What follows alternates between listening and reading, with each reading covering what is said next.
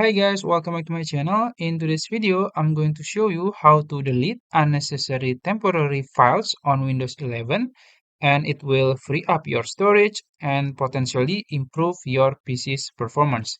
It's going to be very easy and simple tutorial. So first you can, enter your keyboard or you can hit the Windows button plus R, and then it will pop up like this.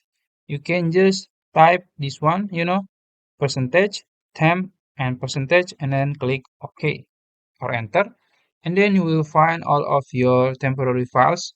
So basically, you don't need these files, you can delete it, but don't delete the file, the folder itself. You can just, Control A and delete it,